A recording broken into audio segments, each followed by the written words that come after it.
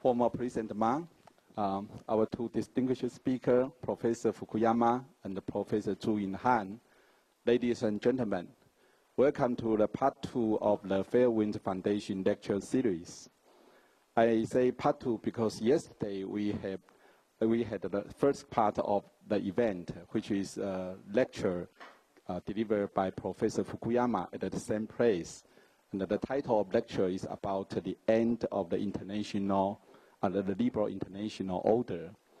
I think those who attended the event learned quite a lot, just like me, from the very inspiring and knowledgeable lecture by Professor Fukuyama. And for today's part, I think we are going to have a different form of event. We are going to have a dialogue between two distinguished scholars.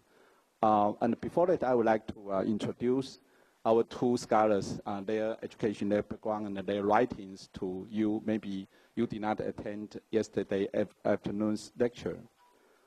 Professor Fukuyama is a senior fellow at the Freeman Spogli Institute for International Studies at Stanford University. He is also the director of the Center on Democracy Development and the Rule of Law. Before joining Stanford University, he was a member of the Political Science Department of the RAND Corporation and a member of the Policy Planning Staff of the United States Department of State. He taught at the School of Public Policy at the George Mason University from 1996 to 2000, and was a professor of international political economy at the School of Advanced International Studies, Johns Hopkins University from 2001 to 2010. Professor Fukuyama is a very prolific author. He has published, I think, more than 10 books, and most of them are very, very well received, and some of them even have more than 20 different language editions over the world. The books include the most important one, which is The End of History and the Last Man, and other books include The Trust, Our Post-Human Future, State Building, American at Crossroads, The Origins of Political Order, and the last one, Political Order and the Political Decay. In the year 2015, he received a very important prize that is called the Johann Skytte Prize, which is the highest honor in the study of political science.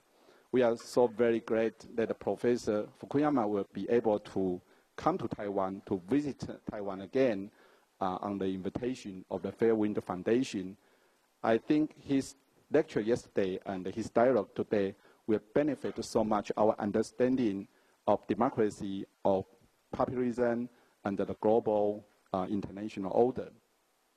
I would also like to introduce you Professor Zhu Yunhan. Zhu Yunhan used to be my colleague at the Department of Political Science at the National Taiwan University. He is now a research fellow of the Institute of Political Science at Academia Sinica, and also a professor at the Department of Political Science at the National Taiwan University. He was elected as an academician. Academician means 院士 in Taiwan at the Academia Sinica in 2012, and he was elected a fellow of the World Academy of Sciences in 2016. His research interest covers the area of democratization, political economy, methodology of social sciences, and the study of the East Asia politics and economy. He is also the author of more than 15 books, among which I will mention the two most important ones and published recently. One is Democracy in East Asia, the New Century, and the other is Taiwan's Democracy Challenges. I will invite you to join me to welcome our two distinguished speakers for the moment. So please join me with a big hand.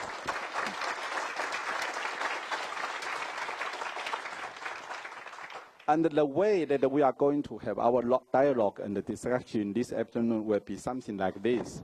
I think I will ask our two speakers several questions, one after another.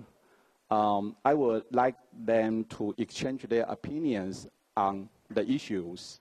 And of course, all the issues will be related to our topic, which is the Sino-American competition and its impact.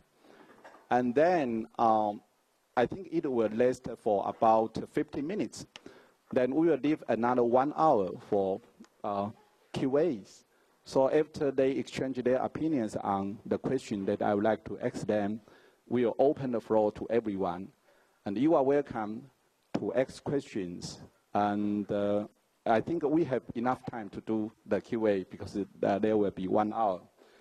So let's begin with the question which is most related to our topic today, because we are going to talk about the Sino-American competition or its impact. So maybe I think we should clarify what kind of relation it is between the United States and China. Because somebody think that with the election of President Donald Trump, the relation between the two countries has been kind of a confrontation. But some other guys may think that it is just a kind of competition instead of confrontation. And some even more optimistically to think that it is still will be a kind of cooperation instead of confrontation. Given the so many different events that happened in the past few days, especially the event that happened, I think, on Wednesday, the United States government want to draft a resolution at the UN to condemn the use by the Syrian government of chemical weapon. And it happened that Russia, as usual, of course, will vote against the reservation. But China, interestingly, abstained from the solution. So many people think it might be a sign for the two countries to be more cooperative instead of confrontation. And I think that we're going to have a huge impact on the rest of the world in the coming years as soon as Mr. Donald Trump is the president of the United States and Xi Jinping serves as the chairman of the People's Republic of China. So may I ask Professor Fukuyama to give us some of your observation or opinion about the nature of the relations between the two big countries, please.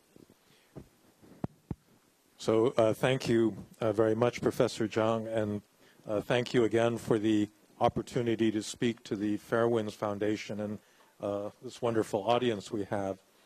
So I think we need to, we will talk about the United States at greater length and what to expect from this administration. I would just caution everybody that I don't think you can draw any big conclusions from what Donald Trump said this past week, because it was completely different from what he said the week before, and because he doesn't, I think, have very well-defined positions on, let's say, the South China Sea or, you know, the THAAD missile system in Korea, all these very specific policy issues that I don't think you can draw really big conclusions from these short-term kinds of statements. So I think you need to back up more to the structural relationship between the United States and China.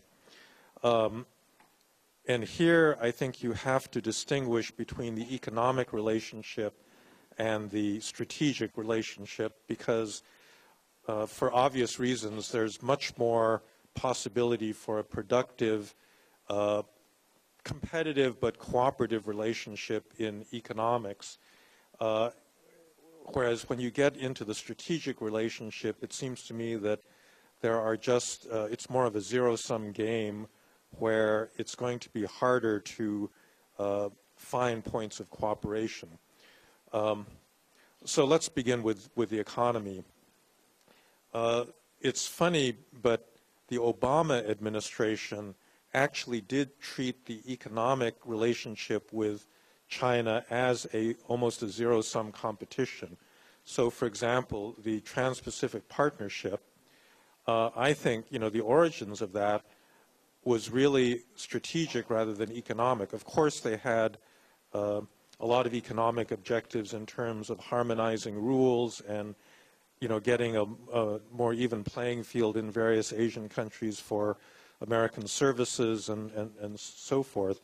But there was an important sense in which the TPP was understood as a barrier, a kind of anti-Chinese barrier. It never made sense to me why China wasn't invited, to be a member of this organization if the real purpose was greater economic cooperation.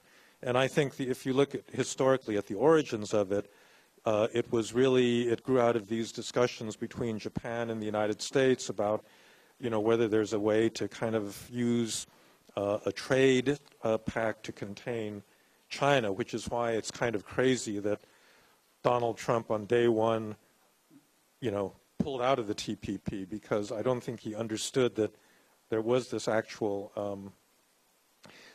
intention. But they were very competitive on other things, like the Asian Infrastructure Investment Bank, which I think was one of the stupidest things the Obama administration did, trying to block it, not realizing that apart from Japan, they couldn't get any of their major allies to go along with them. And there, it seems to me, the United States would have been much better off to agree to be a founding member of the AIIB. They could have used their influence, because I think in that area, China actually does want to demonstrate that it can run a major international organization and that it can run it according to global standards and not according to some Chinese, lower standard. And the United States, I think, could have played an important role in helping shape, for example, the safeguards that they would use on infrastructure lending, in various parts of Asia. But instead, the Obama administration treated this as a kind of threat to its own hegemony and, was dug in their heels, and then, was humiliated by the fact that none of their allies, except Japan, was willing to go along with that. And so I actually think that that's still an area where there could be a substantial amount of cooperation. And in fact, I think that the United States could learn something from China. We'll have to get into this later in discussing development models, but the Chinese development model is really different from the American one because it's so heavily based on heavy state infrastructure investment. And the United States has basically stopped doing this. We don't invest in it at home in the United States, and we don't do it in other countries. And that's something where I think we could actually learn something from China. So that could potentially be a productive relationship. Now, when you get into One Belt, One Road, that becomes a little bit of a different story because it's such an ambitious effort to reshape Eurasia that, there you begin to bring in all these other strategic relationships. So that's a little bit of a different story. But I do think there was a real area for productive relations. When you get to the strategic relationship, it does seem to me that the prospects for cooperation are much more limited. And I think that's largely because of the American alliance structure. There's frequently talk about the need for a G2 where the U.S. and China, as the two largest powers, negotiate directly to try to manage their relationship. And I just think that that's not a realistic outcome. I mean, it's sort of like what the European great powers did in the 19th century when everybody else in the world was just a colony of some European power, and they could trade this colony for that colony and so forth. But the world isn't structured like that. The United States has all of these alliances, with Japan, with South Korea. We don't have an alliance exactly with Taiwan, but we certainly have a long-standing moral commitment. And you're not living in a world where the United States is going to go to China and say, okay, we want something, X out of you, so we'll give you Taiwan, or we'll give you, the East China Sea. It's not going to work like that. And so therefore, I think that a lot of the disputes that the United States are has already gotten into are essentially based on the interests of its allies in this region. You know, that's the primary driver of its interest in the South China Sea.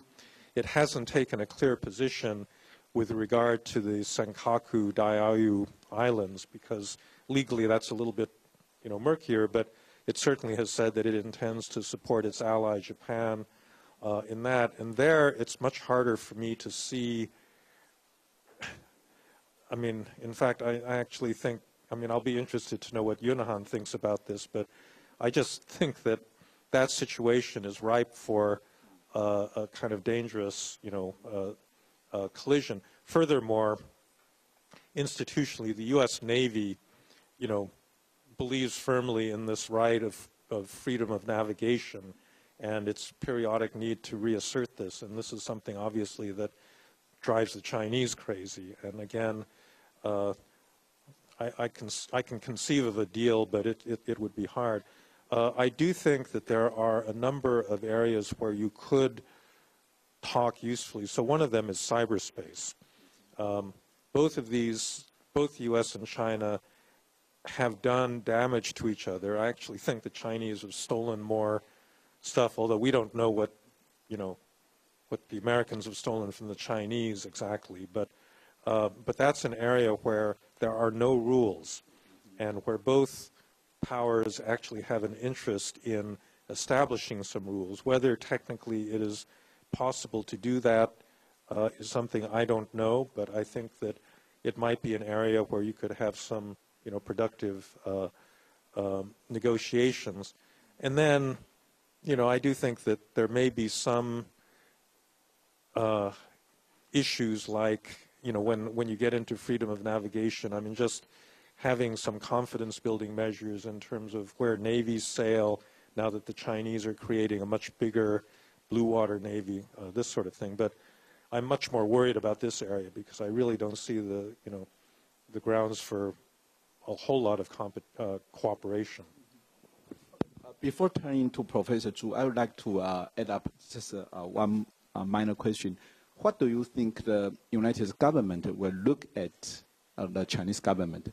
Will the United States receive China as an equal to so kind of co-managing the international order, or will it receive China as a so-called strategic partner or in some other way to cooperate?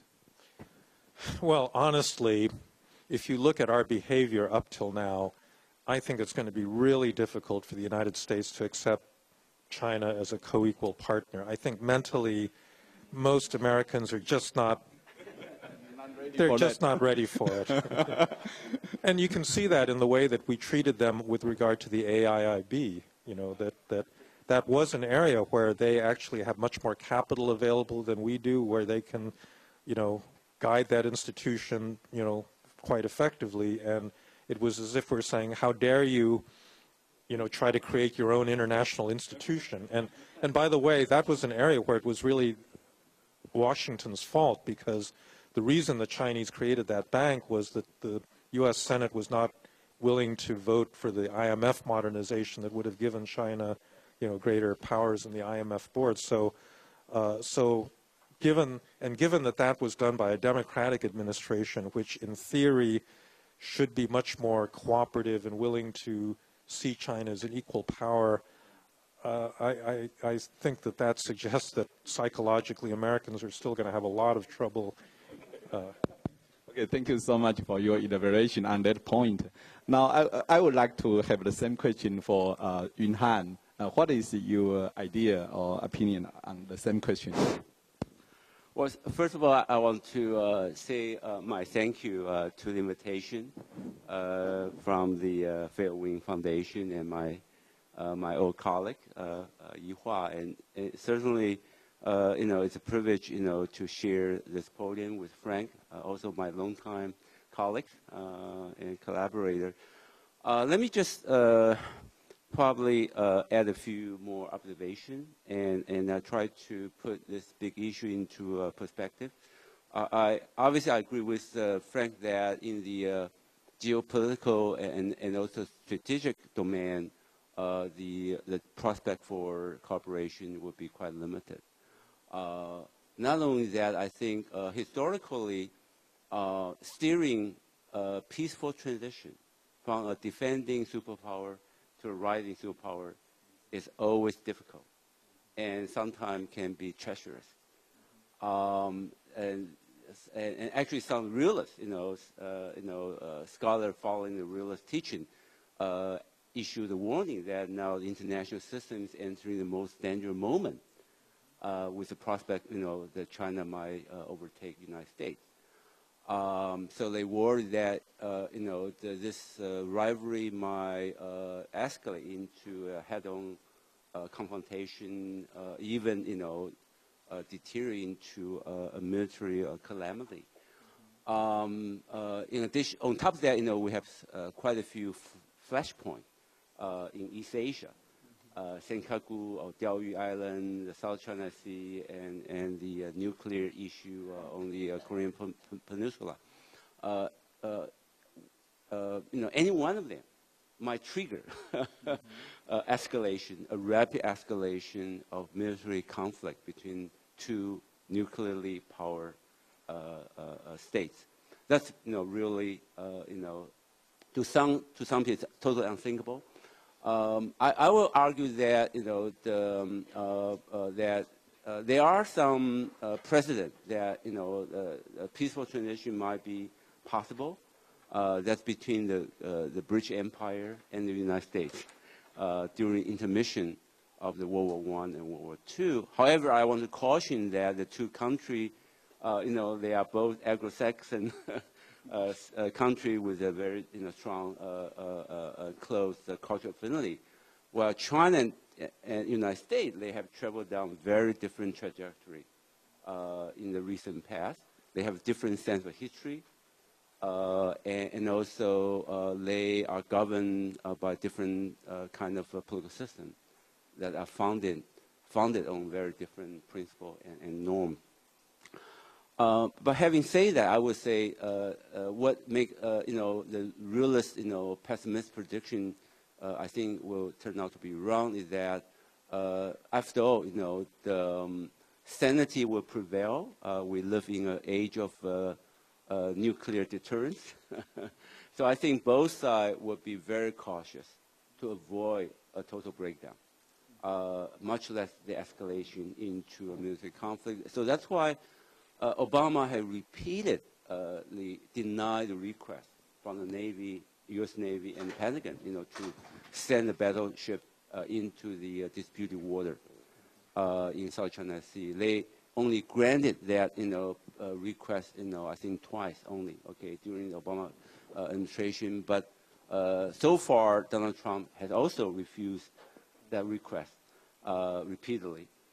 Secondly, I think I'm sure there are some backdoor channel, try to make sure that there's no miscalculation and miscommunication. Although, by appearance, neither side, can afford showing, being, taking too much concession or being weak. But on the other hand, I think both sides have a strong incentive not allow the situation to run out of control. Now move on to the economic arena. I do think that at this point, the two economies has been so much enmeshed with each other, with layers of trade, investment, financial tie, and connected with the global supply chain. But also, I think most importantly, a very dense network, transnational elite network between the two societies. Probably not as close as British society and United States, but nevertheless, I would say the transnational elite network, will be a very important factor, how to help the two, government to number one, to identify area of cooperation, and try to find a way to actually make sure that there's no breakdown in the ongoing economic chain. Besides, there's so much inducive and opportunity for mutually beneficial exchange and cooperation. But I agree with Frank that this, mutual accommodation will not be easy. The American people are not ready to accept China as the equal partner, much less becoming the number two. No U.S. president would be would dare to simply allow that to happen, right? United States, just sliding into number two in so many areas. But on the other hand, I hasten to point out that for the next, 10 to 20 years, American elite and the German power have to live through a very difficult process, a learning process. Constantly, adapt to this new reality, and align their self-perception with the fact that in many areas, United States will be overtaken by China, and the slippage might not be reversible. But I can definitely predict that it's not going to be easy.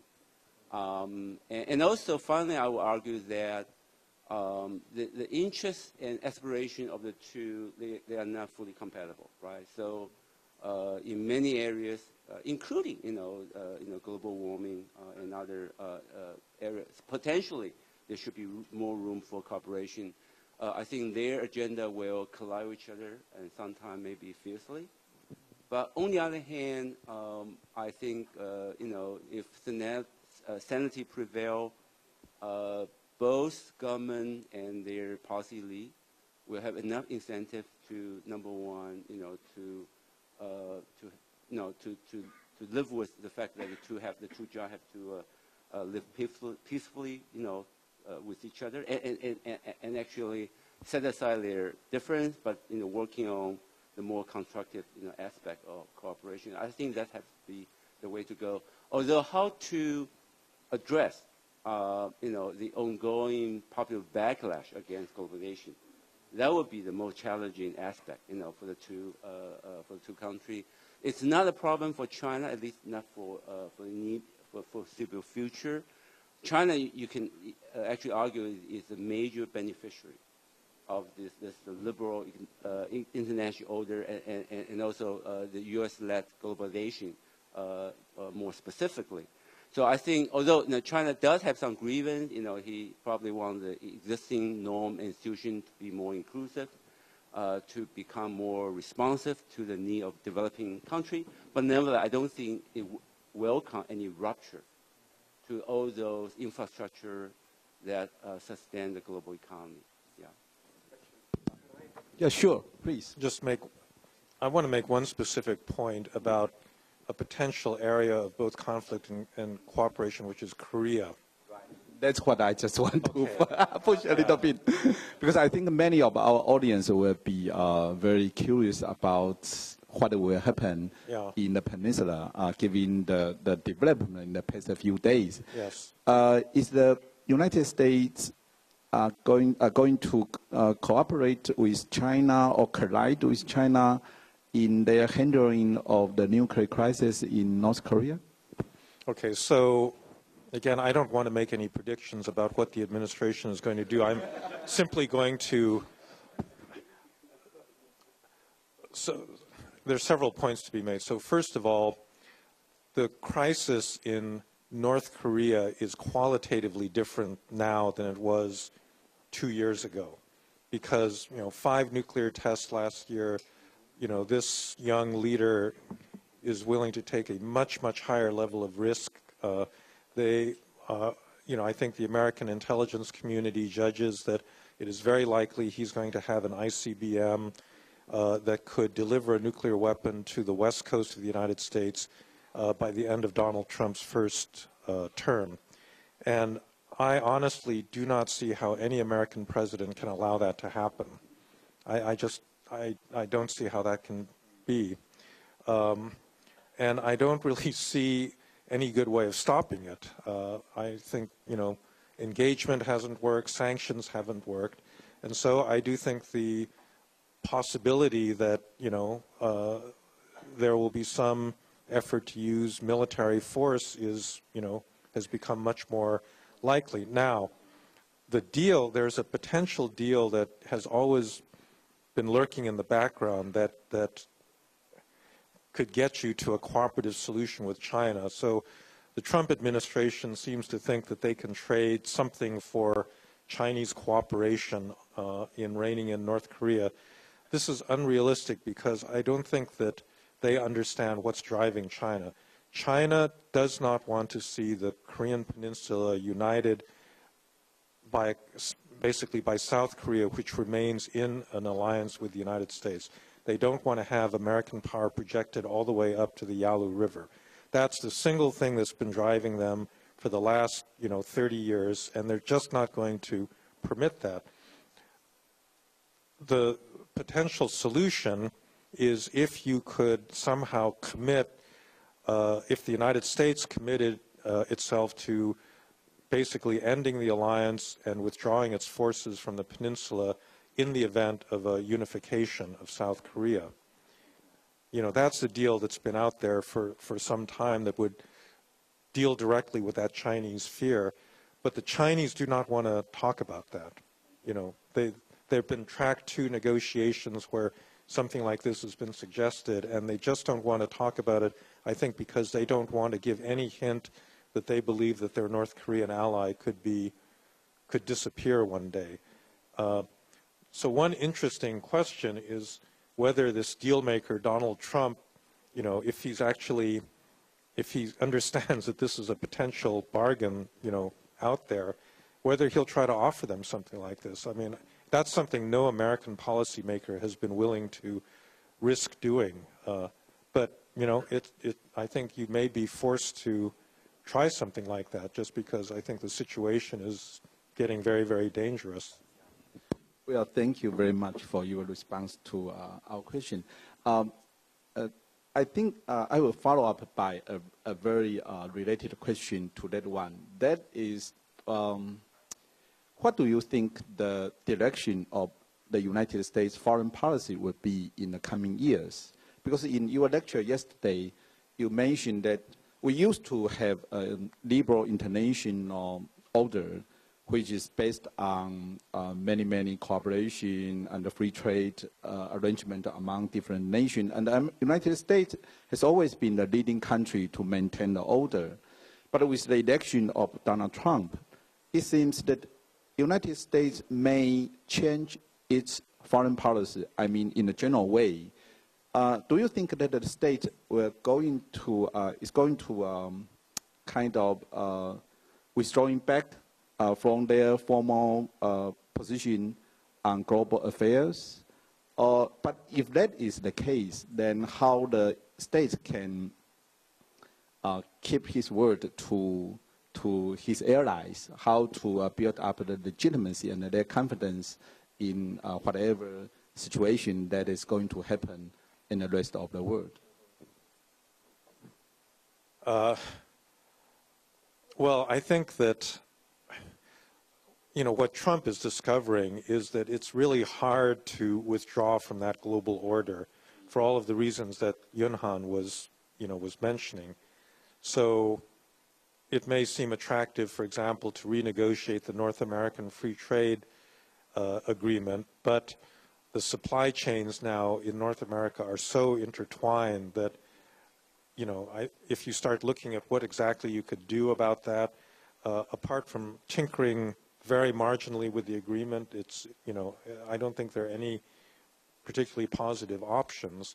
And I think something like that is also true. Like I was saying, I think yesterday about there's specific areas like steel where the United States could take a different position, but to completely somehow renegotiate that whole relationship, and do anything like Trump was threatening, a 40% across-the-board tariff, I think that that's a fantasy, and I think all of his advisors are telling him, just forget about it, that's not going to happen. So I actually do think that there's such powerful structural forces keeping these two countries locked together that you're not going to have, a very dramatic effort to tear that liberal order apart. So you think that basically the Americans' commitment to its allies, especially, for example, NATO, or even some economic organizations such as WTO, will still be in effect, even though that Donald Trump may not want to do the same thing as Obama administration before? Well, I think it's very hard actually to undermine an existing big international institution. I think what's going to happen is the United States is not going to invest any effort in expanding, that set of institutions. And it's going to continue to put pressure on its allies to pay more. I mean, I think that's exactly what's happened in NATO. So, okay, Donald Trump says NATO now is not obsolete, it's worth something, but he still wants Germany to pay more, and he's going to put much, much more pressure on the Germans to increase their military spending than, every American president has complained about this, but I think that Trump is in a position to actually be more credible because he has threatened that, we may try to renegotiate the entire position if they don't get more serious. So I think in that sense there will be, there will be some important changes. Good. Thank you. And what do you think, Yunhan? Let me first get back to the nuclear deal, on the peninsula. It just happened that, another distinguished colleague at Stanford just came, Bill Perry. And I have a chance to talk to him, at greater length. I think I tend to agree with Bill that, well, number one, I think the grand bargain that Frank just described, I don't think that that allows the South Korean to unify the country through military means, and then in exchange for the end of the U.S.-Korea military alliance and also withdrawing all the troops from the peninsula. I don't think that's a credible term to China. And so that's why they don't want to talk about it, okay? But I think there are a possibility for limited cooperation. I think China becomes nowadays quite upset by the North Korean regime. And I don't think they are in good communication anymore as a highest echelon, and don't know exactly, what the intention, of those provocations.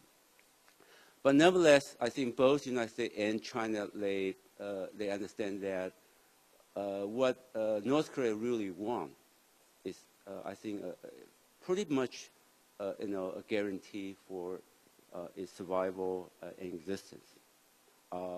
And I think probably they might be willing to exchange, maybe not a total demolition, but at least a freeze on their current development in exchange for security guarantee from the United States and to be backed up by China and Russia. At the same time, maybe they will demand some, compensation. And I think China, probably Japan, would be willing to pay the bill in the form of, foreign aid, a loan, things like that, and then steady, lifting of the old sanctions. But at the same time, in exchange for international credible inspection, on-site inspection. I think that kind of deal, I think, probably is something, worth the two governments working on. Actually, I think United States have come very close to that kind of grand bargain a long time ago, during Clinton administration. I think, twice.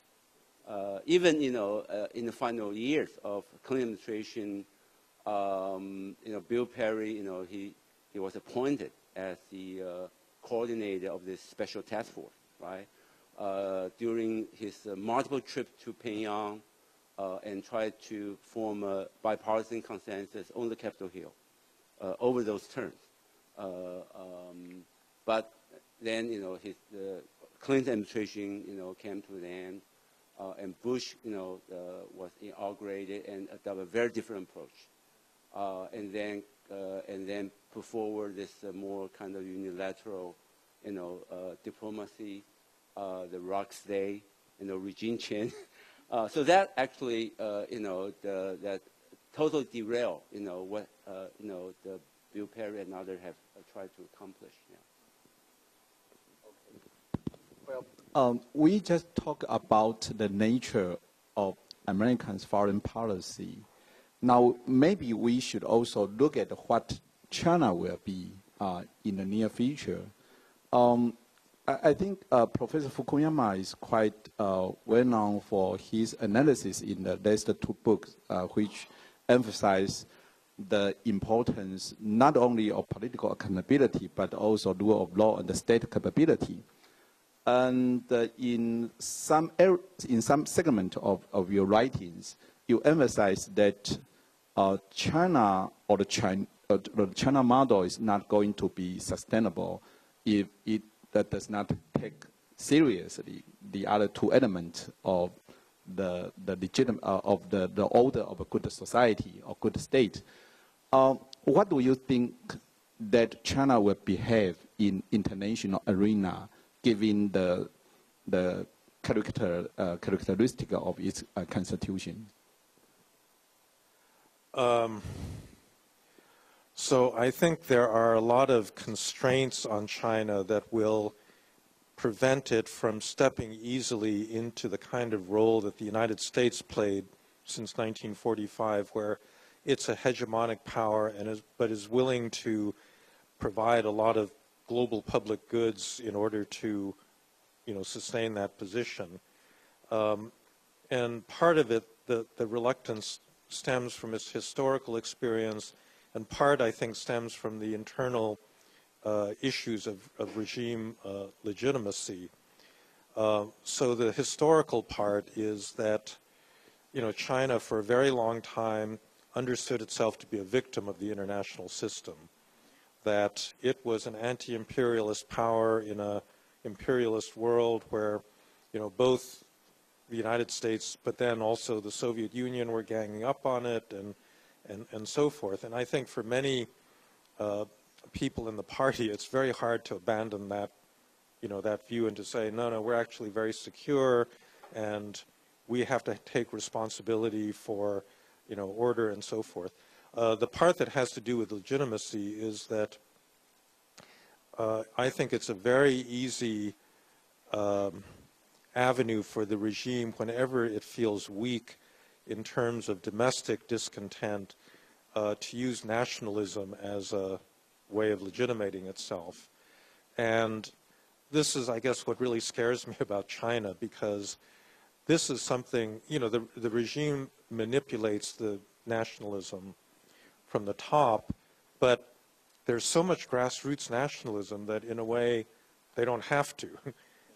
And I've heard, just ordinary Chinese, talking to them about the South China Sea or some of these disputes with their neighbors who are, 10 times more ferocious on this than the leadership. And so it's not something that is all that, easy to control. And there have been several incidents, when, for example, they decided to go after Japan or Korea over some specific dispute. They actually got into trouble because they couldn't control their own citizens, in terms of the passionate kind of, response. And so this is a big force, that's operating in China, and they want to make use of it, but it's also something that, potentially is dangerous because it could get out of control. Now, at the moment, I don't think they have a big need to make nationalism a big issue because they're doing okay economically. They're slowing down, but they've managed to, they're whatever it is, 6.5% growth. That's still pretty, respectable given where they are.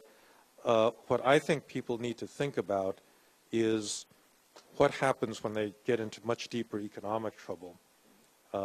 So I know there's a lot of economists in this room that know much more about China than I do.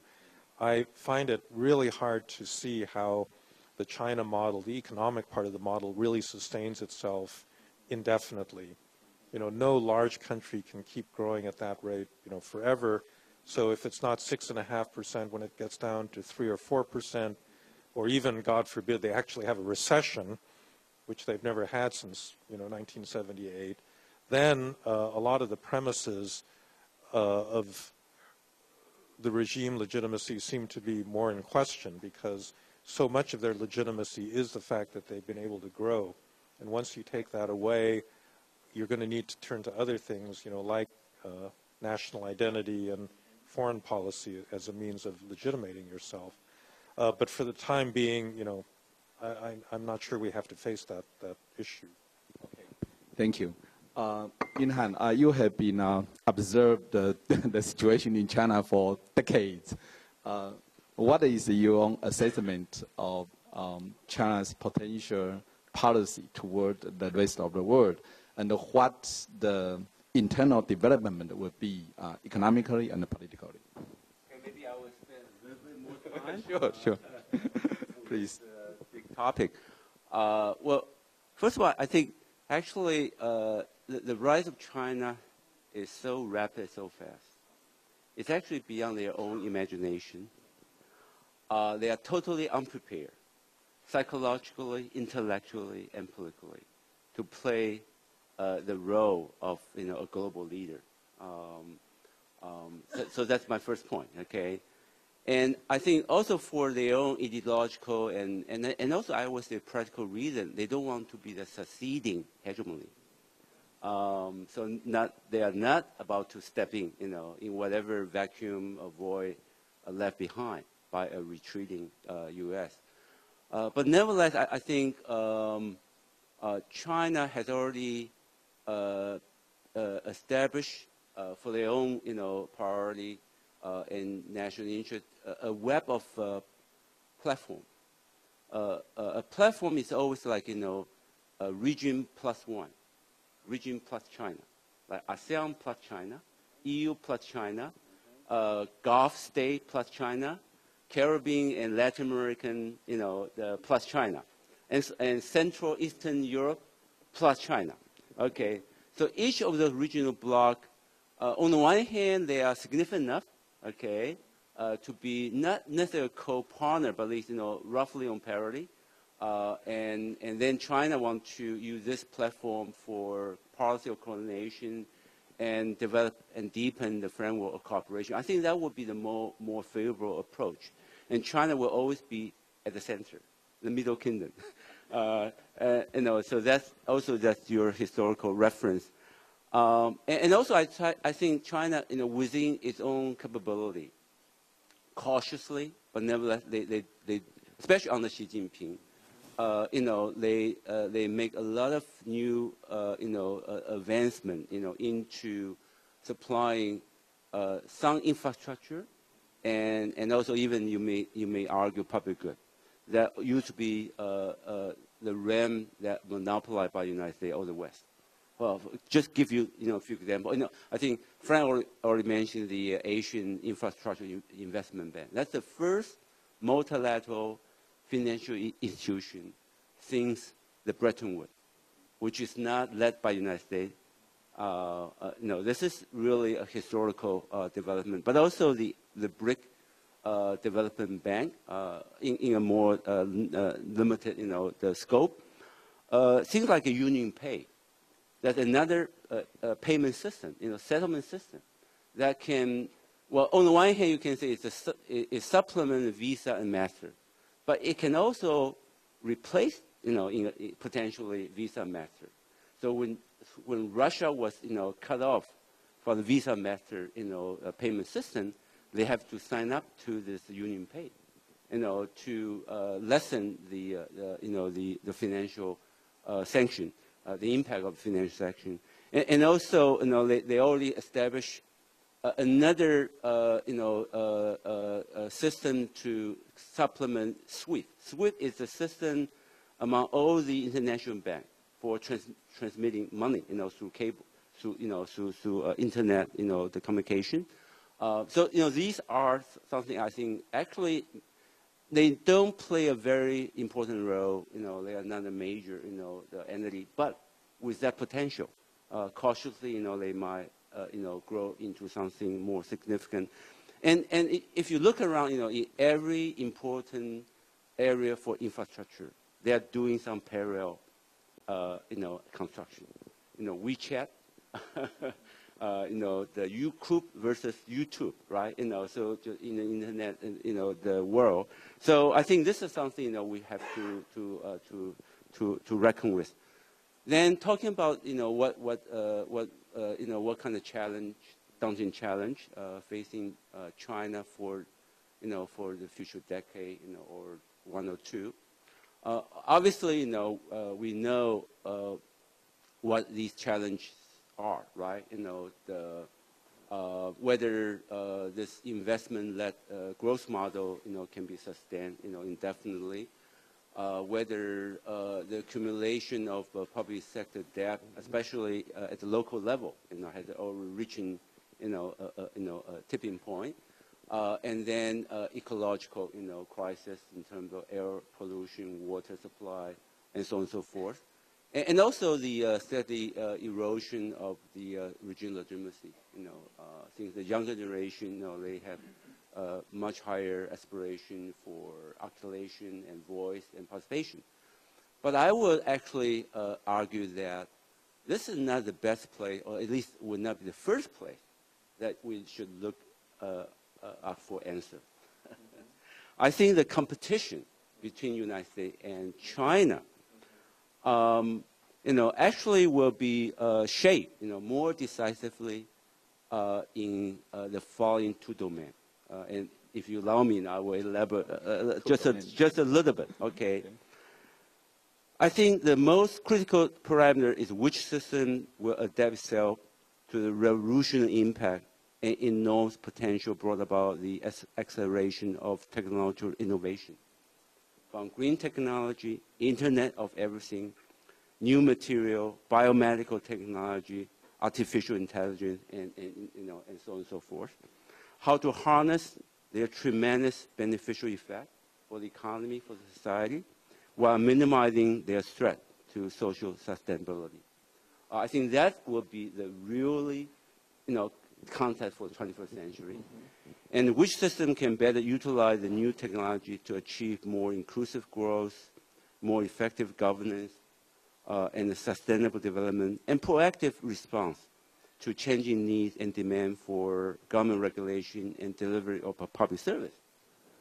So this is going to be a competition over social, economic, and political innovation. Rather than simply to sustain what we identify as a current configuration of both systems.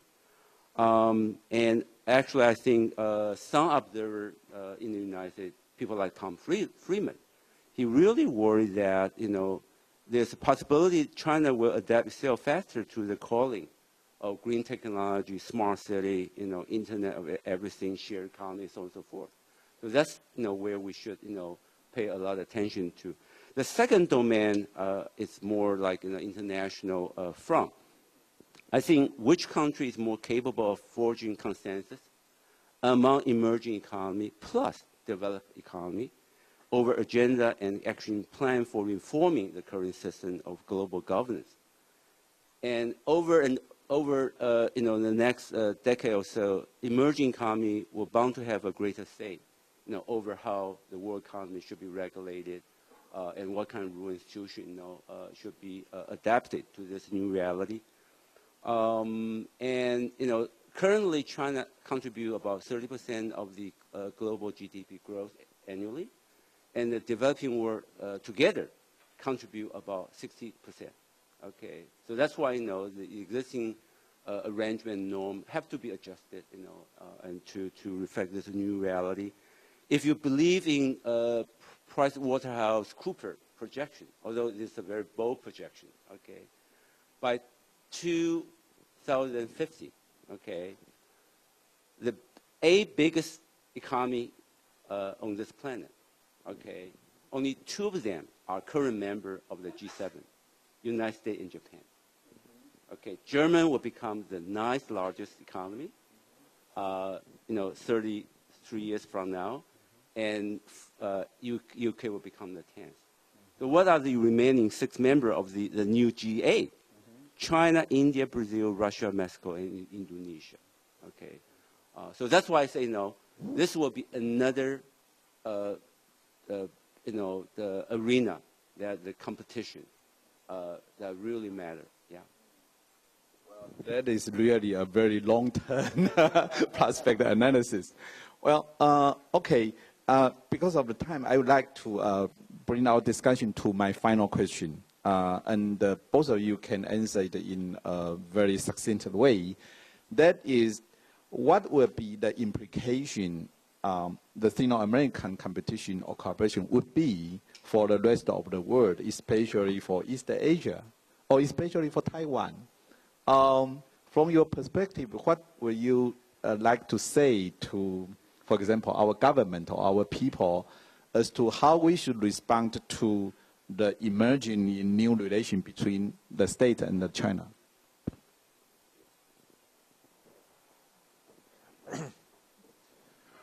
So I think there are really a lot of dangers in this emerging competition. And I think you've already seen this playing out with ASEAN and the states of Southeast Asia, where you could have had a kind of common front, because I think all of the small states in Southeast Asia have a common interest in basically avoiding, having China encroach on their interest. All the territorial issues, the Philippines and Vietnam and so forth. And up till now, China has been extremely skillful at picking them off one by one. They insist that they're not going to talk to anybody multilaterally about territorial issues. They're only going to talk bilaterally, and every effort to try to get ASEAN to have a common position has been undermined because the Chinese can get Cambodia or some other country to basically break ranks. And then the biggest thing they've done, in the last year is the Philippines. So get this new president that, essentially switched sides. And so that doesn't speak well for a kind of front of, relatively free countries that want to resist Chinese power. And it's not good, I think, for Taiwan. Also, Taiwan obviously has a very complicated position on all of the territorial issues because, you're actually on China's side in a lot of the legal kinds of issues. But in power terms, I think that it's a little bit troubling, that there hasn't been more kind of solidarity, among all the countries that are potentially threatened by the rise of Chinese power. So that's one thing I would say. The other thing we have not talked about, I know we need to conclude this, but is One Belt, One Road. This is a really big, and actually, I would think, Yunhan, that the success of that is going to have a big effect on the success of the overall China model, because it seems to me One Belt, One Road is very different from their earlier efforts to build ties with Africa or Latin America, where you're basically just trying to get commodities out in order to feed your own industrial system at home. So with One Belt, One Road, they really want to transform Eurasia. They actually want to move a lot of their heavy manufacturing out of China and into Central Asia and have that actually become the center of the global economy. And if they can do that, that's a huge, transformation away from this America-centered economic system that's existed up till now. So then the question is, can they do it? And that's where I think I would raise some real questions. I'm not hoping that they fail, but I just think that objectively they've got some real challenges because their model of infrastructure-led, investment-led growth worked in China because they can control most of the political variables. When they get to Central Asia, to Pakistan, to the Middle East, they can't control any of those. And the success of this is going to depend on governance, whether these countries are stable enough, cooperative enough. And then you've got these other factors like Russia. I mean, One Belt, One Road just runs straight through this traditional Russian sphere of influence. And right now they're getting along, Russia and China are getting along, but I do not see the Russians really wanting to cooperate in this, this larger project. So I'll leave it there. There's a lot of big political uncertainties about whether they can pull this off. Thank you. Thank you for mentioning One Belt, One Road policy of mainland China. I think that is really a very dramatic strategic reposition for the country. And of course, that will have some bearings on the related countries, including Taiwan, I think, although we are here do not talk a lot about the One Belt, One Road policy. But coming back to my original question, what do you think that Taiwan should respond to the Sino-American relations in the future? Well, what I'm going to say may not be viewed as politically correct in the current climate, but I will do my best. Well, first of all, let me talk about the East Asia in general, and then we'll come back to Taiwan specifically. I think the last thing most countries in the region, the last thing they want to see is head-on competition, or I should say competition fine, but confrontation between the United States and China. Then they would be forced to take sides. I think they would be very reluctant to do that. I think when they look at the U.S.-China competition, there are three parameters. They have to take into account. The number one is that the role of the United States and the role of China, unfortunately, they are not mutually replaceable. China as a locomotive of economic growth, as an increasingly very important sources of infrastructure financing, foreign direct investment, tourist money, and so on and so forth. Okay. But at the same time, the United States performed the role as the ultimate guarantor of security, regional security. A role will not be, replaced, by China. Definitely not in the foreseeable future. So they welcome a strong presence of the United States in the region and stay engaged. That's parameter number one. The second parameter is not necessarily in U.S. favor.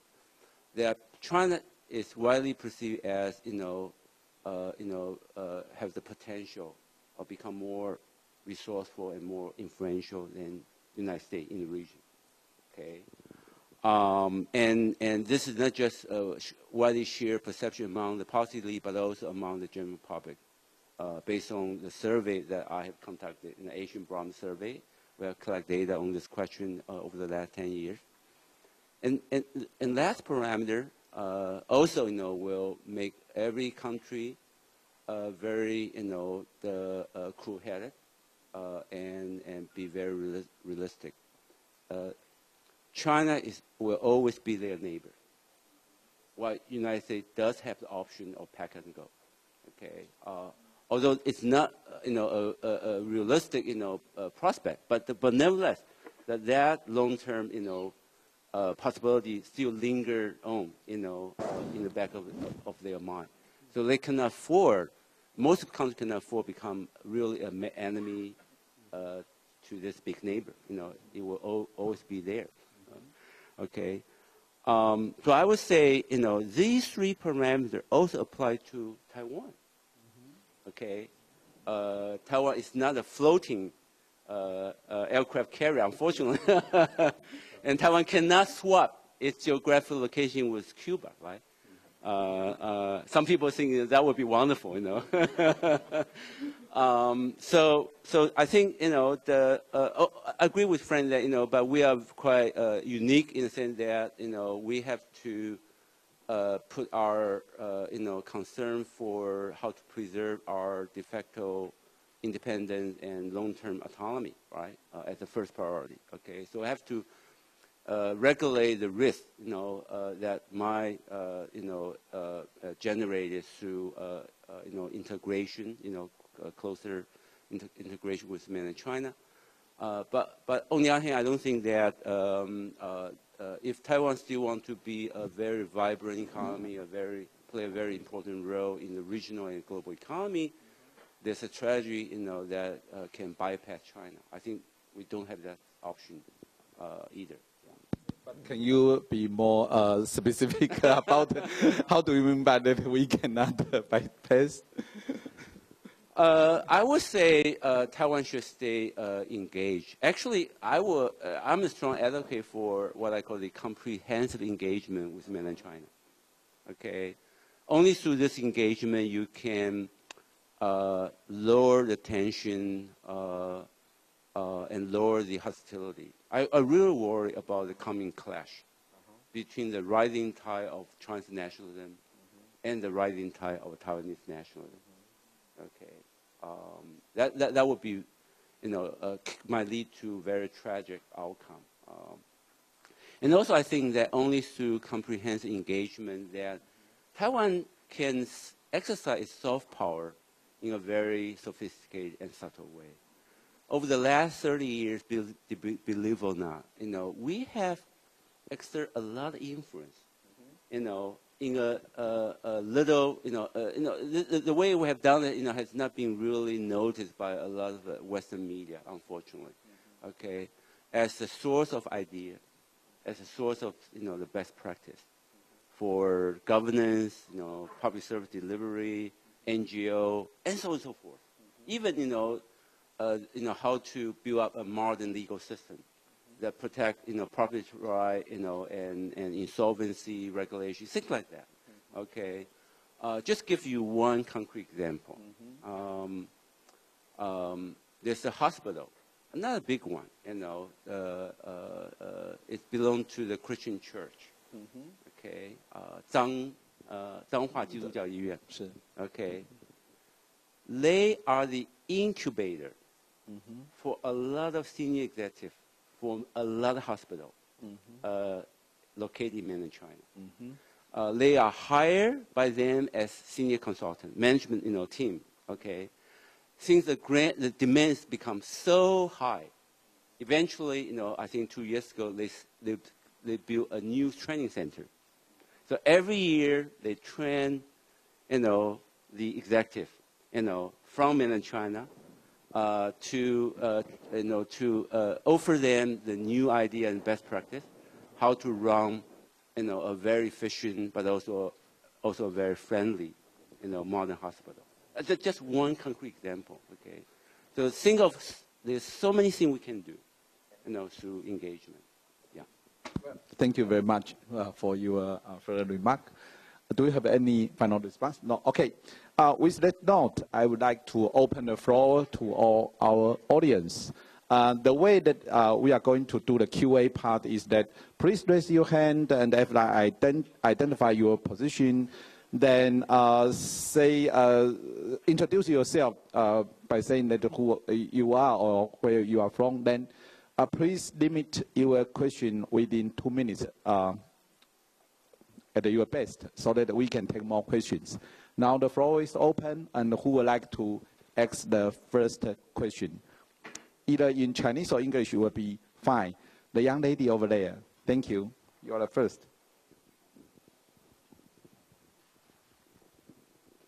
Hi, Professor Fukuyama. My name is Ya Hui. I'm from National Zhenji University. And I have a question. What would be the new mode of the competition between the U.S. and China? Because in the past, from TPP, RCEP, alliances, and One Belt, One Road, we can see that it seems the competition between them actually exists. However, after the inauguration of Donald Trump, his actions seem much more unpredictable.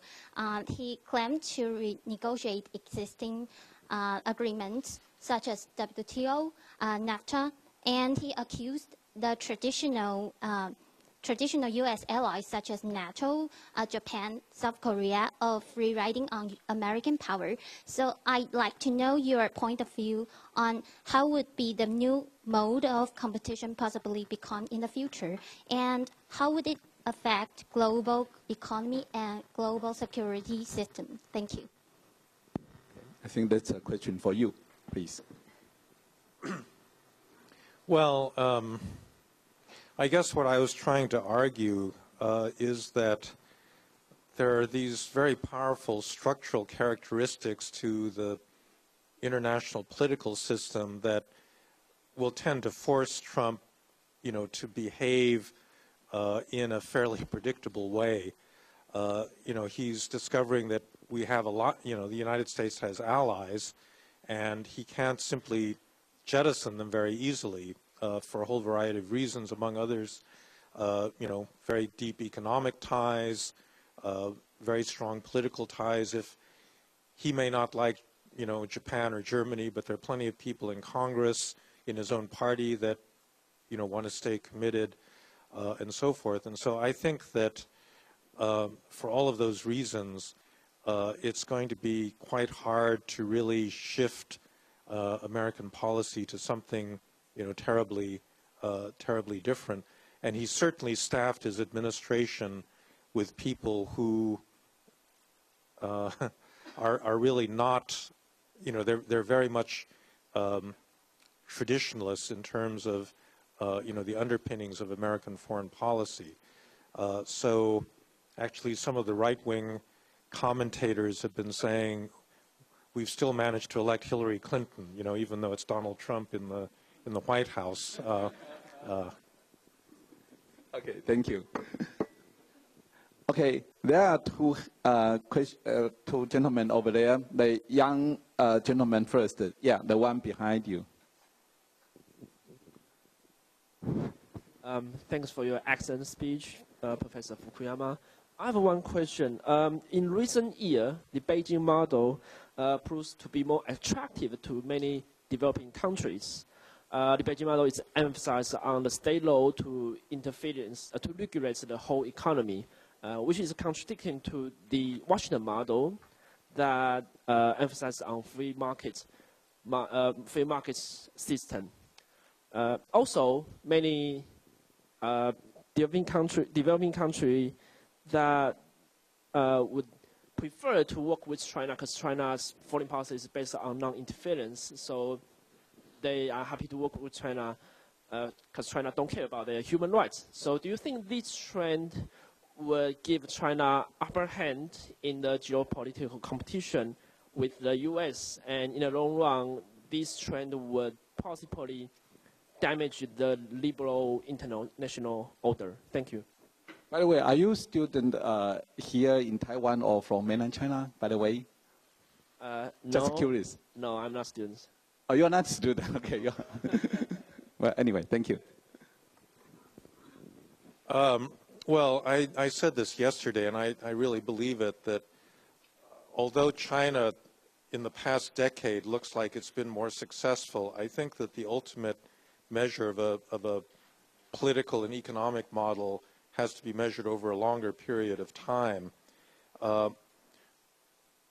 You can be very specific about this. So China has some big advantages. It's got a lot of money in terms of, infrastructure investment, for example. For the last couple of years, I've been doing this project where we're actually directly comparing Chinese and Western efforts to build infrastructure in developing countries, which is really where a lot of this competition, comes down. So Chinese can do things quickly. They can provide a lot of money.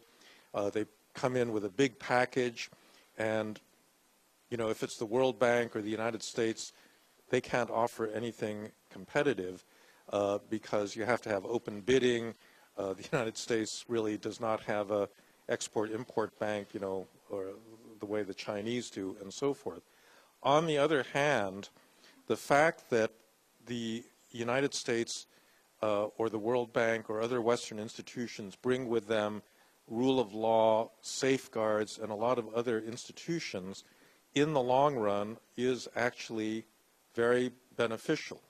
The Chinese have invested in a lot of really terrible places because they claim they don't want to, interfere in the sovereign behavior of the states that they deal with. So they go into the Democratic Republic of Congo or Venezuela or Ecuador or a lot of other places, and nobody's happy as a result of this. They lose a tremendous amount of money. The projects don't work terribly well.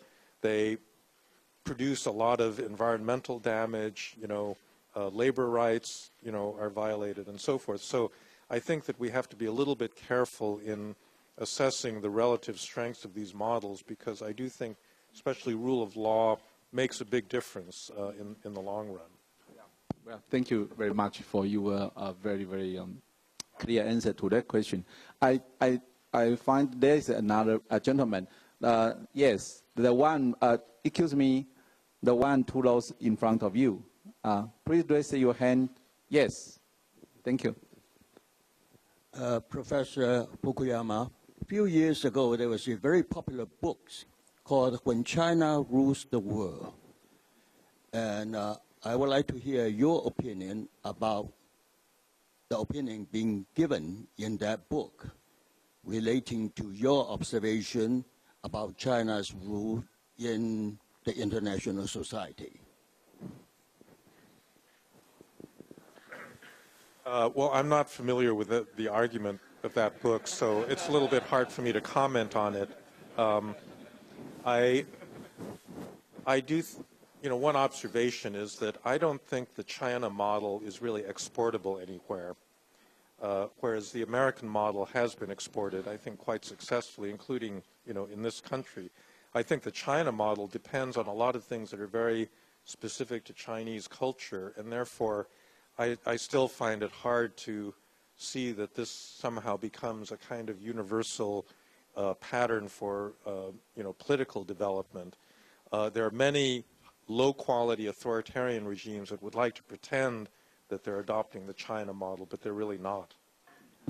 Maybe allow me to define my question then.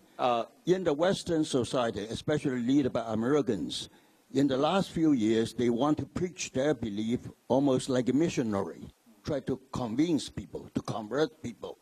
Whereas in that book, which is written by a British gentleman, and I think he taught in UK, United States, Hong Kong, and Japan, and he said China do not try to export their opinion. So they try to use influence in a very different way.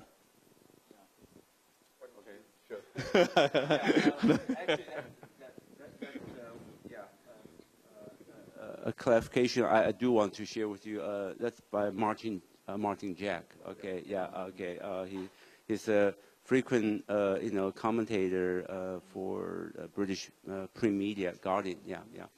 I think the essence of the book, on one hand, argues that the China, encourage cultural diversity, in terms of each country can travel down on their own, the trajectory, to modernity. So there shouldn't be no monolithic model, that fit all. Okay. But at the same time, I think the book talks about syncretization of global order. It's a big idea. That China eventually, but China, it's not a sovereign state; it's a civilization state. So the way it look at the global community is very different from country that grew out of the Westphalian tradition. So they have this, the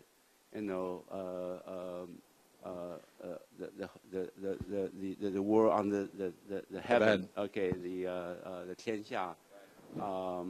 Yeah. So this is something that Martin tried to talk about. But I think a lot of the Chinese colleagues that I know of, even themselves, they don't necessarily agree with his bold projection. Yeah. Mm-hmm. Okay, and that is also your opinion. Well, I think my view on this that eventually I think the country like United States and the West as a whole bloc, will go through this mutual accommodation and mutual adjustment with country like China. Okay. Okay. So in the end, it will be hybrid. Okay. That can accommodate different aspiration and also self-identity. Yeah. Okay, thank you. I would like to know if we have questions from this area. Yes, you get the priority. Thank you.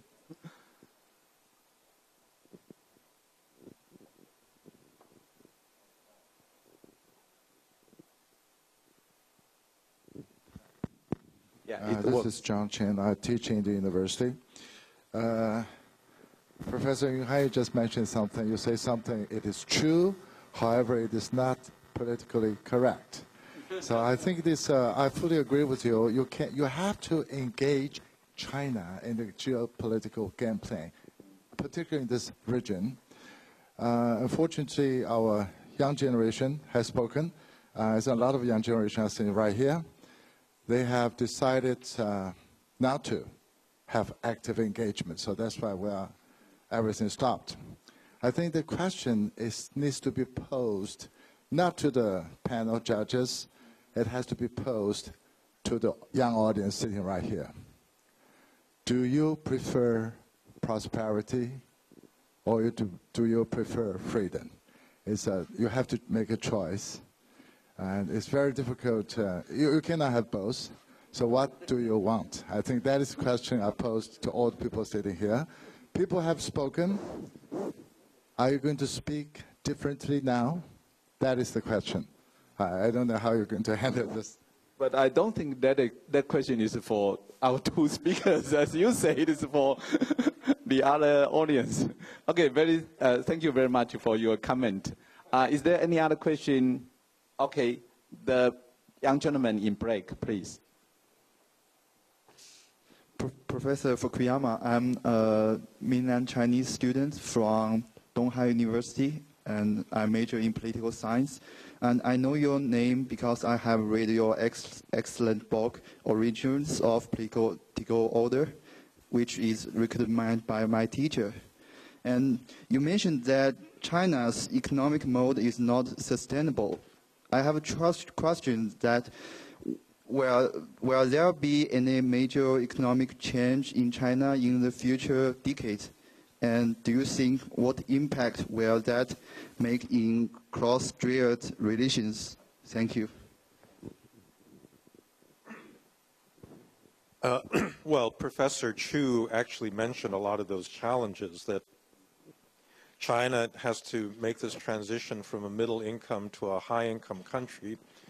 It's a very difficult one because it requires qualitatively different, policies where you have to get your economic growth through productivity gains rather than through, the old mode of Chinese growth was mobilization of underused resources, but that simply doesn't work anymore. And that's where you get these very different kinds of challenges in the educational system, in providing the right atmosphere for innovation, and so forth. And so, again, I'm not sure I can add a lot to the ongoing debate about whether China is going to make that transition, but it really does require a different set of institutions. I guess the theoretical question that I wonder about a lot is that we Americans particularly, but I think in the West generally, believe that you can't have genuine innovation without a high degree of political freedom.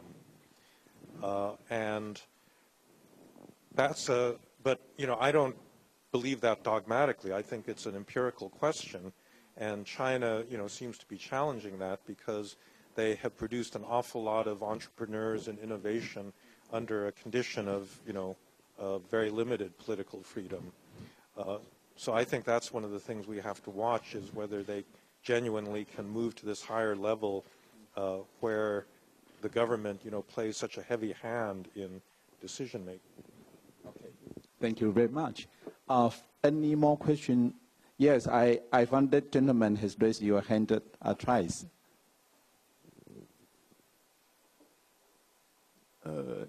我是中国时报的记者。那我想请问一下 ，OK， 因为川普总统算是美国过去几任总统以来算最不重视人权的一位总统。那当他对上中国的时候，以往的美国总统都可以用人权当这个武器去攻击中国。那未来您觉得川普总统有没有机会再重新拿起人权这件事情去跟中国交锋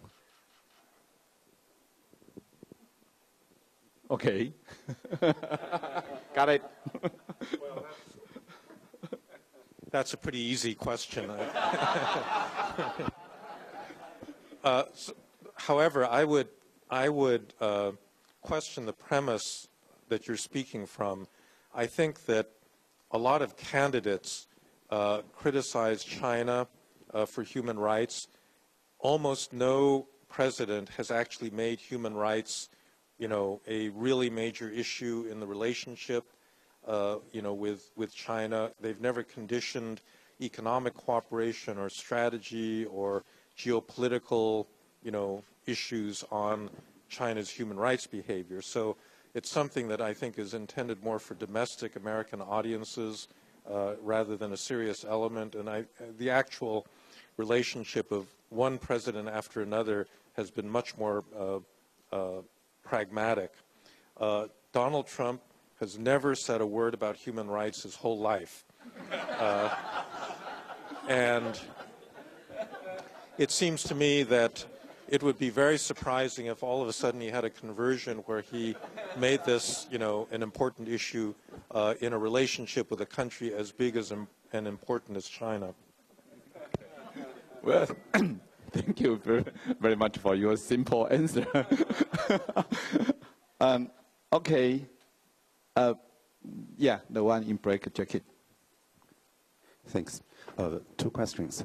First one is, I want to invite the panel to address a little bit about the role of Russia in forecasting future China-American relations. Yeah. And second question is on the chessboard between China and in United States. We can see the major four hotspot for confrontation might be North Korea, South China Sea, Taiwan, and trade, perhaps monetary power.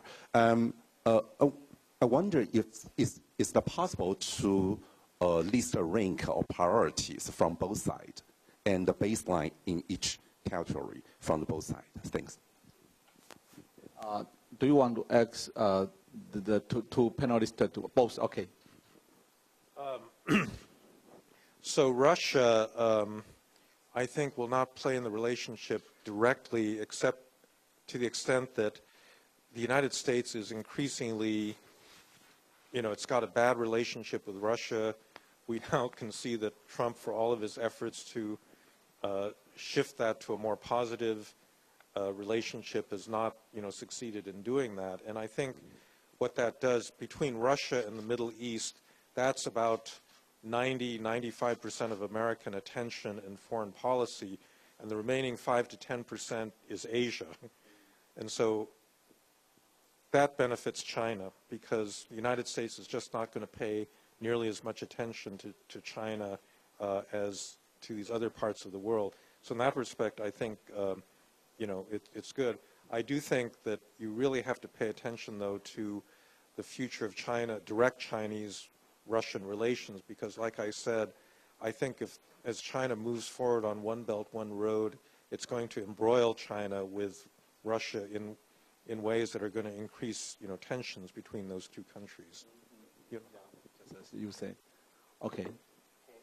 Yunhan?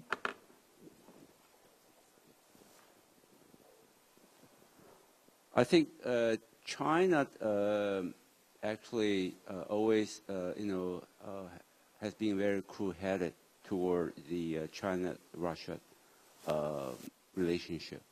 They don't have any fancy, projection about how that relation might, be consolidated or to be deepened. But Russia tends to get most out of its, out of the triangle relationship for its own agenda. If you look at the bargain, very difficult bargain over the natural gas pipeline, between Russia and China, and also the deal over arms sale, the terms of transfer, technology transfer, things like that. So I don't think the two will always forge a close alliance vis-a-vis United States. But they do have enough incentive under circumstances to cooperate, and they probably need each other facing up to the United States and the West. I think a very important development we should pay attention to is whether Shanghai Cooperation Organization might be upgraded. So far, it's very limited, the security cooperation framework. But that also is a very vital to what Frank has just said about the political risk, the One Belt, One Road we have to overcome. And if the Shanghai Cooperation Organization cannot be really enlarged, that involving both India and Pakistan and others, but also to be deepened, and in terms of agenda, and mechanism for cooperation, then there won't be a very secure foundation for One Belt, One Road. So this is where I will, call your attention to. Now, back to the U.S.-China relations under Donald Trump. First of all, I think we have to, I want to make this very clear that whether Donald Trump is just an aberration or his victory stands for a turning point that might change the course of history, I think remains to be seen. And we will probably know more about this as soon as the next midterm election. And for the U.S.-China relation, I think the next 100 days would be quite critical. I think Xi Jinping and Donald Trump, apparently they like each other, at least by appearance. So they have a good start. But same time, I think China have promised this 100-day action plan, right? So they have to deliver some tangible outcome to the satisfaction of not just Trump but also his constituency and even U.S. Congress. So my guess that China will send quite some number of trade mission, investment delegation to those Rusty Belt states, where would be the battleground for the future midterm and general election down the road. Yeah. I think I would like to add a little bit on that gentleman's question, because what he wants to know, I think, is what the role of Russia will play in the Sino-American relations, or to put it in a simple way, will Russia be tilted toward China or toward America if there is any kind of competition between the two countries? Will Russia be more likely to be an ally of China or an ally of the United States? Oh, yeah, I think they're much more likely in the short run to be an ally of China, just because both of them, don't like American interference in their own affairs and in their own region and so forth, and so they cooperate in the Security Council and so forth. But I do just want to say that they're yeah, it's One Belt, One Road. Well, yeah, so it all comes down. I mean, a lot of the competition is kind of hidden, but it's, for example, in railway gauges, right? You can see this in Mongolia because the Russians use this 1,520 millimeter, wide gauge rail, and the Chinese use a different one, and they want to build this railway through Central Asia. That's all the Russian, road, and you got to make a decision, So I do think that you already see a lot of tensions. Potential tension at But just for your information, actually, the Chinese company had just designed a new locomotive with adjustable rail. Okay, thank you for the information. Okay, any more questions? Well, we have a lot of. That gentleman, yes, near you. Thank you. Good morning, ladies and gentlemen. I'm a freshman from NCCU, National Cheng Chiu University. And actually, I have two questions. The one is for Professor Fukuyama. The other is for Professor Zhu Yinghan. The first one is, actually, in the beginning of this meeting, Professor Fukuyama mentioned that the future of U.S. and China relationship going to be confrontation, competition, or cooperation. But after the meeting of Xi Jinping and Trump, and some scholars analyze that the future of relationship between the two countries might be China is going to play the dominant one, and especially when the China commands and America follows. And what is your observation after this meeting? And what's your opinion about for Taiwan to gain its position or its legitimacy in the future of this newly developed mode in the two countries? And the second question is for Professor Zhu Yinghan. Actually, I have reading your book, 高斯在云. And actually, in this book, you've mentioned China mode and American mode. And do you have any reconsideration after the Chunxi meeting or your conversation after your conversation with Fukuyama? Thank you. Okay, let's begin with Professor Fukuyama. Well, you know, I don't think that you can draw too many conclusions from one summit meeting. You know, I think that the Chinese are very clever. They know that they've got this volatile new American president that said a lot of, you know, ferocious things about them. China's raping the United States and so forth. And so I think you know, they're doing what they ought to do, which is just to play it very calmly and have a nice relationship, try to build some personal trust with Donald Trump. And I think they've succeeded in doing that. But there are still all of these big issues, you know, North Korea and South China Sea, allies, trade, you know, that are potential sources of real difficulty. And I think that's what you got to pay attention to. And I don't think that any of those really have been resolved as a result of one meeting, where, as far as I can tell, nothing of substance was, you know, we don't know what was discussed privately, but certainly nothing of substance was decided at that meeting. So I just wouldn't draw too many, you know, big conclusions from that. Thank you. And you, Yinghan? I still believe that both Chinese model and American model, they will be a serious competitor to each other for decades to come. And Donald Trump victory simply probably, you know, will actually reconfirm, you know, that projection.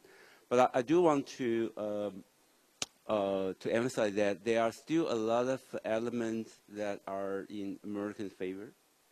We shouldn't underestimate them. I think the United States basically is surrounded by a very secure geopolitical environment, and also with many important allies on both Atlantic and Pacific front.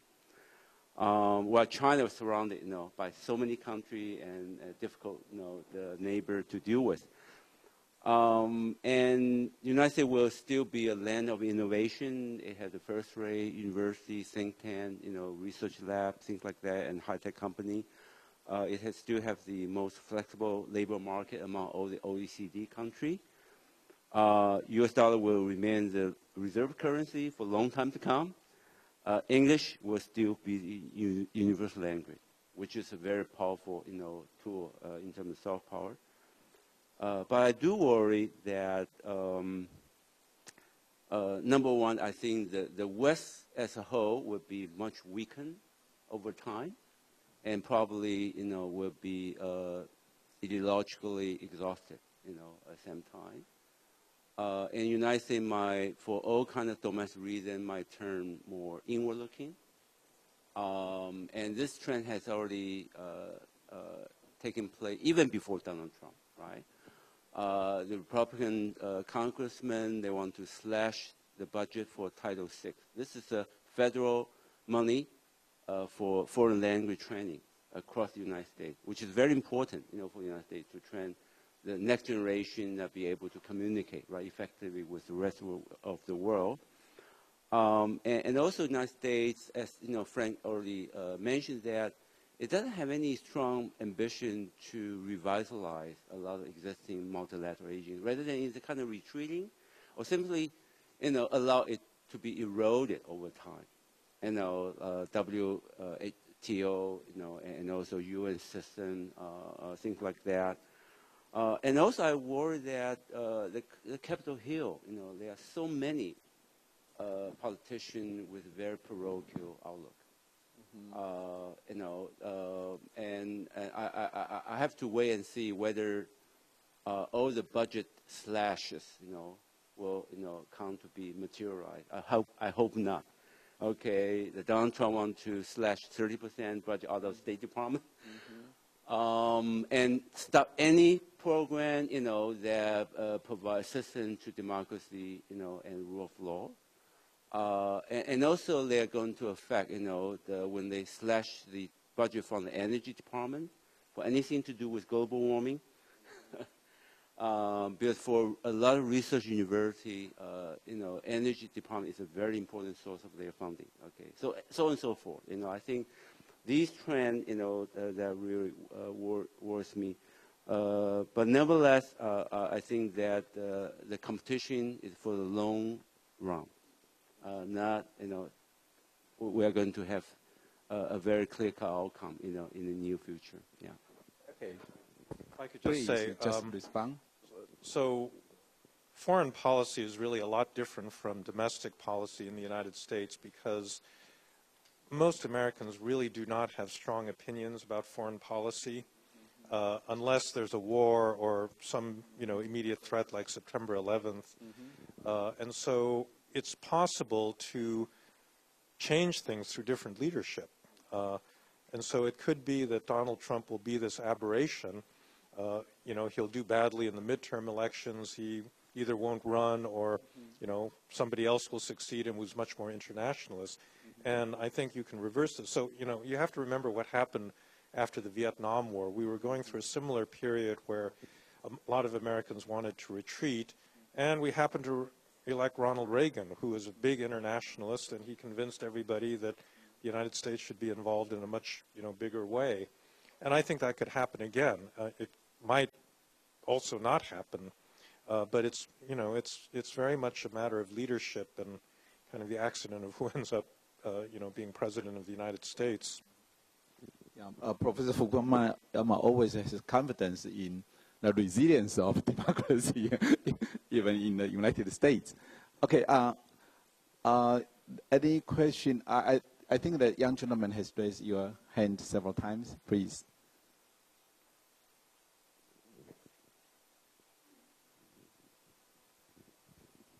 Professor Fukuyama, I graduated from National Zhenji University. I have a question about the democratic peace theory. I wonder if democratic peace theory can be applicable to the Sino-American relations. Since Americans have anticipated China to become a democratization, so America have been concerned about human rights issue in China. However, China don't like America concern and regard it as the American intervene in China internal politics. And according to the democratic peace theory, the two democracies have less possibility to have conflicts. So I wonder if China become more democratized, can it prevent China from having conflicts with Japan or Philippines, or even prevent China from reunifying Taiwan? Or China's nationalism will still play an important role in having conflict even China become democratization? Thank you. Okay, thank you for your question. Well, unfortunately, I don't think, first of all, I don't think the democratic peace theory really holds up, in a lot of cases. India and Pakistan at points where they were both democratic, did not get along. But the thing in this part of the world that really makes you think that the theory is just wrong is you look at Korea and Japan, right, who are both pretty good democracies, and they're really at each other's throats. They're not going to go to war exactly, but I don't think that just the fact that you're both democracies really means that you're going to get along necessarily. Okay. I think we have time for maybe 2 more questions. Yeah, the gentleman here, I saw you. Microphone, please. Yeah. My name is Albert King. I'm an investor. I have a question for Professor Fukuyama. I read that a few years ago you were set to have a conversation with Wang Qishan, and I was impressed by your discussion and your clarification on the rule of law and the concept of rule of law with him. I guess that conversation did take place, and I'm curious on what your takeaway from that conversation, particularly on the future possible reform in both the Communist Party in China and in their state.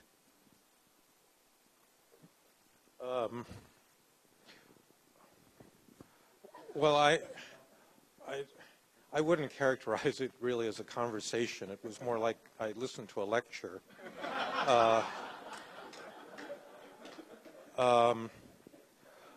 Yeah, I mean, maybe we could talk about it afterwards, because I've not discussed this publicly, and so if it's okay with you, you know. Okay, then how about jump to the second part of the question, the future of the Communist Party or the state? Either you want to infer from the dialogue or the lecture. Well, I mean, he, like Xi Jinping, really thinks that the Communist Party is completely necessary for the future of China. You know, neither of them can imagine how you can run a country of 1.3 billion people without the Communist Party. And therefore, all of their effort, you know, I think is devoted to keeping the Communist Party in power. I think it's as simple as that. Yeah, that's the conclusion that Fukuyama to draw from the dialogue or listening. Excuse me, I remember there is someone who want to ask you over there. Is you still there? Are you still there? No? Okay, then final questions. The lady over there, thank you.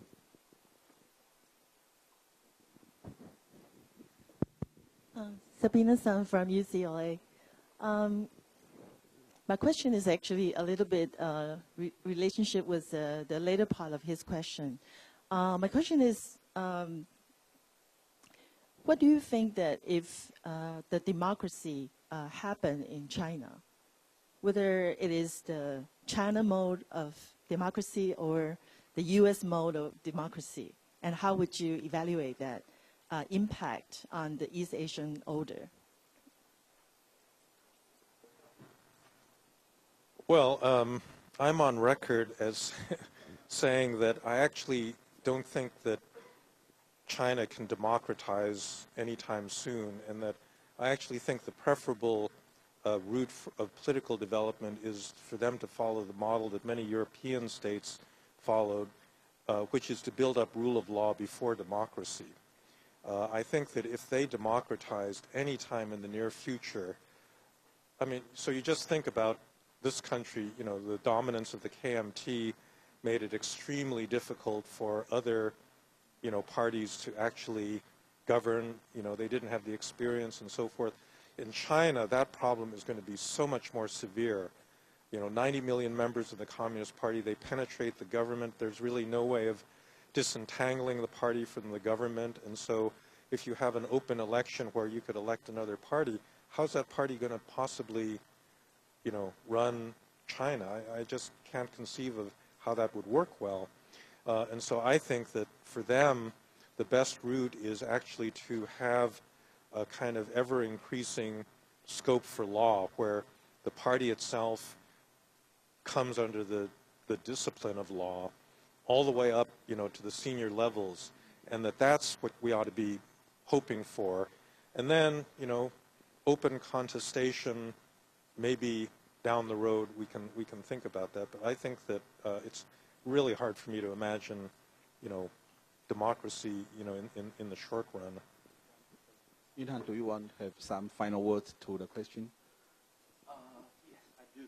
I want to actually